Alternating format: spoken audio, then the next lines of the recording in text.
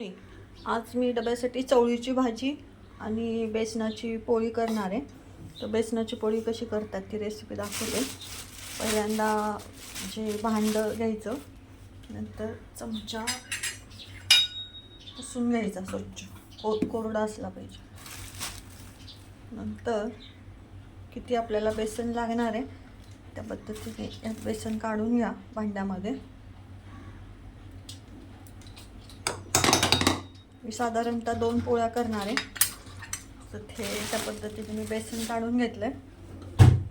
नंतर चवीनुसार मीठ टाका. मीठ किती तुम्हाला तुमच्या अंदाजाने लागणार आहे ते. नंतर हळद, लाल तिखट किती पाहिजे ते.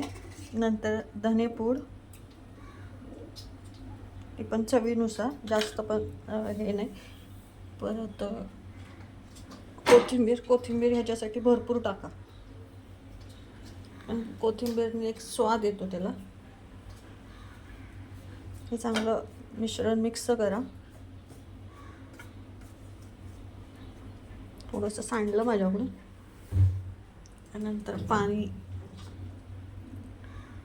किती पाहिजे त्या पद्धतीने पाणी. घट्ट पाहिजे तर घट्ट, पातळ पाहिजे तर पातळ.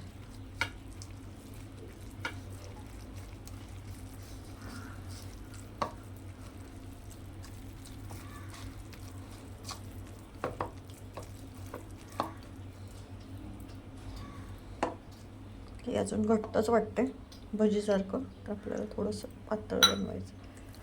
त्या पद्धतीने थोडंसं हे बनवून घ्या.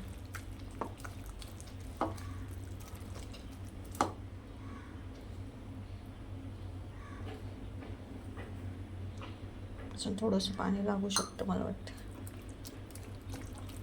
आता ठीक.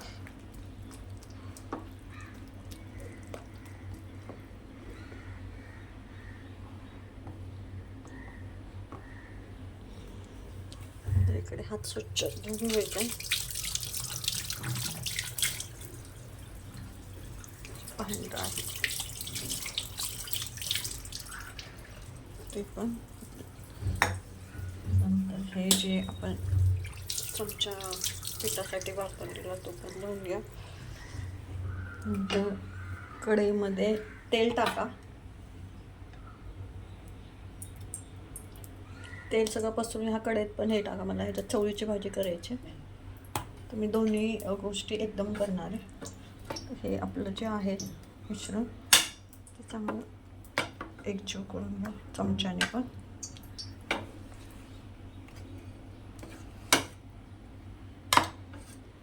नंतर ते चमच्यात घेऊन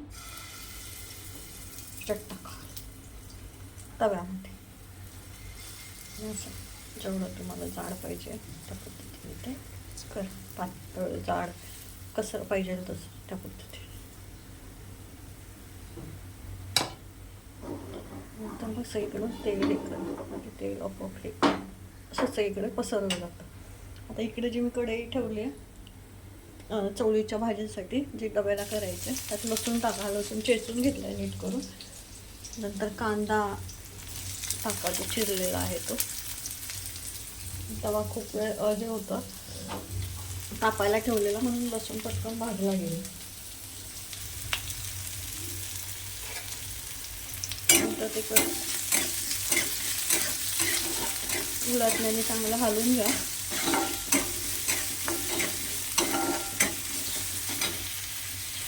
तोपर्यंत इकडे आपली पोळी काय म्हणते ती बघा. पोळी उलटण्यासाठी तयार आहे. वा, मस्त त्याला एका बाजूला ती भाजी आहे, आता ती खालून पण भाजेल. एका बाजूला आपली भाजी पण बनते. ते चांगलं हलवून कांदा चांगला शिजू द्या. गॅस थोडासा उशीर झाल्यामुळे गॅस थोडा मोठाच करा. हे इकडे मी तोपर्यंत फुलक्यासाठी तवा पण तापायला ठेवते. मला थोडा उशीर झाला आहे, पण गॅस थोडासा मोठाच असू. पण मोठा ठेवताना लक्ष असू दे की ते करपणार नाही असं. कोथिंबीर भरपूर टाकल्यामुळे सगळीकडे अशी कोथिंबीर व्यवस्थित सगळ्या बाजूने पसरली आहे. इकडचा कांदा पण शिजत आलेला आहे, तर आपण थोडीशी त्यात हळद घालूया. आणि हा आमचा मसाला, ज्यात सगळं आहे सामान, कांदा, लसूण, खोबरं, गरम मसाला भरपूर. त्यात आम्हाला इतर काही टाकायचं, हे नुसतं उसळ करणार आहे त्यामुळे त्याच्यात वाटण टाकलेलं नाही आहे.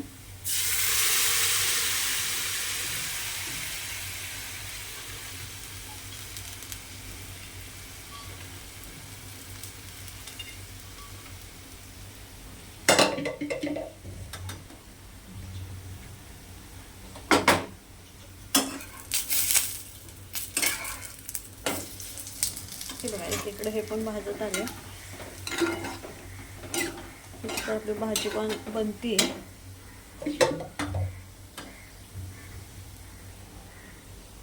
थोडीशी त्याच्यावरती कोथिंबीर टाकून घ्या, ती भाजी पण छान अशी दिसते आणि चव पण चांगली लागते.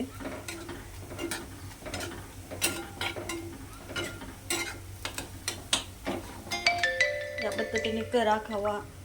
आणि माझा चॅनल आवडला असेल त्याला लाईक, सबस्क्राईब आणि कमेंट करा. शिंकासाठी पीठ तयार आहे. बाय.